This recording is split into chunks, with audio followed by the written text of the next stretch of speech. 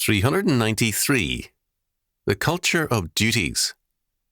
Chalcedon Report number 340, November 1993. One of our Lord's most telling parables is in Luke chapter 17, verses 7 to 10. A master whose servant is working in the field will not wait on the servant to feed him when the day is over. Rather, he orders the servant to prepare the master's meal first and then to eat.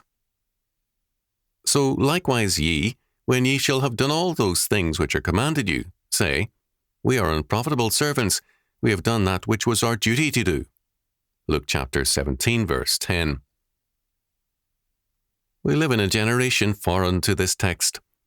We constantly expect at least a pat on the back, if not rewards and banquets for doing our duty. But we are God's creatures, made to serve Him, not to be treated like visiting royalty. Having done all that He commands us as His creatures, we must recognize that we have only done our duty.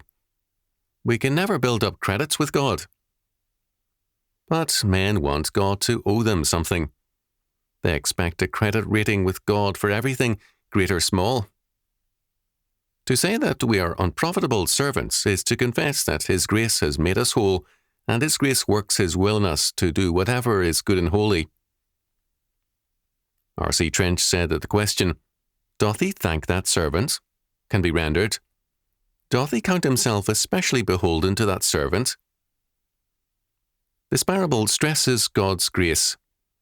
Man wants every penny to count with God, and God says that total obedience to Him and His commandments is only His due.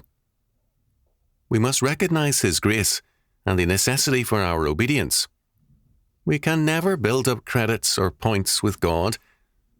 We therefore rejoice, not in our status, but in His grace. We tend to overestimate ourselves and our work for the Lord, and this means we have underestimated His work and grace. Both patience and humility are taught by this parable, and a waiting on the Lord. We are God's creatures, and we cannot do more than rejoice in His grace and obey Him. God can and does bless men, and He can and does reward them when He wills. But in all this, man has no claim against God, only a duty. Failure to understand this parable has led to serious problems, such as the idea I've heard indirectly expressed of rights from God. When men deny God His due, they will deny the claims of parents and employers, of church and state, and they will create a sphere of anarchy wherever they are. If God is denied His due, no authority will then survive long in any human sphere. The culture of rights replaces a culture of duties. Is this what you want?